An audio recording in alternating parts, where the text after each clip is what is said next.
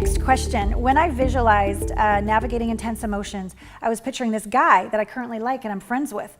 At first I was interested in him, but I've had to take a step back and try not to control the outcome. Letting go is a difficult process for me, and I've become very attached to him the more I get to know him.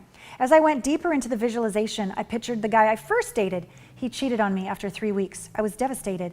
He tried to string me along for a year after that, and I tried to stay friends after all because we worked in the same place. And after that, I visualized the men I either dated or were interested in who totally disrespected me, weren't attracted to me, didn't return my feelings for so long. I wondered, Allana, what was wrong with me and how I must need to change so men would like me or love me. There are men all over the place who are attracted but do not really want to get to know me well beyond the physical. Then there are the men that have been interested in me who do nothing for me.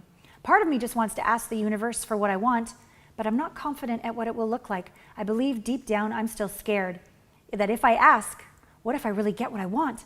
And it will change my whole life. Oh, that's pretty scary for me. I have put up so many walls to try not to get hurt, but I still get hurt anyways. Okay, this question is so telling, my love, so telling. Okay, so when somebody, what did you say that I wanted to say first? Letting go is a difficult process for me. I'm very attached to him the more I get to know him. Okay, notice when we get attached to people, we're misguided. We think that our joy is outside of us. We think that source is in a person. Happiness is in one person. I was just saying this to Gabriel literally yesterday as we were driving in the car because he's not wanting to get up in the morning and he doesn't want to go to school. And I'm like, so what's going on, babe? He's like, Ariana. And I'm like, oh, yeah, from his old school.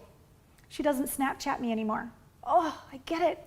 There's no one like her mom. No one else has ever been like her. I'm never going to find anyone else. I go, oh, I get it.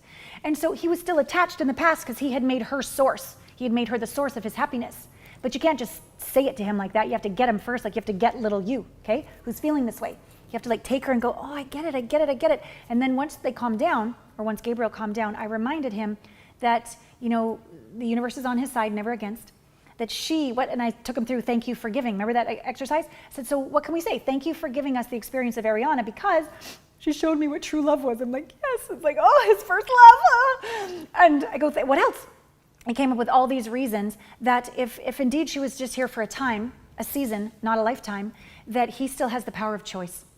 That he wasn't being present to anybody at his new school because he was, you know, still back at the old school thinking about her, that we could do a releasing ceremony and let her go. And that we could take the good and then we could ask for what we choose now. I choose somebody like Ariana or better now in divine time. And you just saw him like get his power back and be in the present moment because he forgot that he thought only source came through one person, her, over there. So this is what's happening to you. You're thinking that happiness, approval, love, all this kind of stuff is only going to come from him. And you keep getting more and more into him. That's why, because you're trying to seek it from him. So remember that source is everywhere. Love comes from, well, we've done so many practices. It just come from your breath, come from your body, come from nature, comes from your friends, comes from me, comes from everywhere, comes from everybody in this group. But you have to be open. And if you're single focused and only coming from there, it's going to feel like horrible. But if you open, soften your edges, open your heart, you can feel it coming from everywhere. And that gives you the capacity to courageously let go of what's not working. Somebody that's not valuing you, not interested in you, not ready to step up and respect you, thank you, no thank you, right? And let them go. And the more you value you, that vibration rises up in you, and then you're going to attract the like vibration in a gentleman. And I was saying, who was I saying this to? A client earlier today. Oh yeah, Juan, I love him. Okay, so he was like, but Allana, there's like, now that I have like higher standards, there's hardly anybody out there. I'm like, yeah, welcome to the pyramid, dude. Down here, there's lots of women that'll flake you and ghost you and do all sorts of shit. Up here, there's only a couple, okay? That's okay. You just need one. It's all good. And so it's cultivating this, if you choose to be a king, any wounded princess is not going to do. You're looking for a queen, right? That's what I told him today. So same idea for you. It doesn't mean anything's wrong with you or that you need to change who you are to be liked by men. No, it just means you're having higher standards, you're believing in yourselves, you're valuing yourself. You just need one. And so be the queen and ask for the king while simultaneously letting all the love of the universe be there so you don't feel lonely. I was at my girlfriend's the other night. The pole dancing girls had a night out, night in actually, and this one had been married for like 30, 40 years. This one had been married for like 20, and this one was just new in a relationship for 2 years or whatever, and single Allana. And so they're like, don't you get lonely? And I was like, no, I don't. I used to, but I don't like in the slightest. I just feel so, well, I talk to all you guys all day, so I feel so connected. I feel so connected to the universe. Do I choose a partner? Yeah. But I don't need one in order to feel the fullness, because I can instantly, because the brain doesn't know any different, go into the feeling of that he's already here, and I let myself experience all of that. So I have all of the dopamine and oxytocin and serotonin. I've got everything going on in my body. I feel super happy, and I can still be at choice. I can get on Match.com. I can do whatever I want. I can go out for dates. I can take my actions, but I'm not doing it from emptiness or neediness. So I encourage you to take good care of yourself that way. This last part.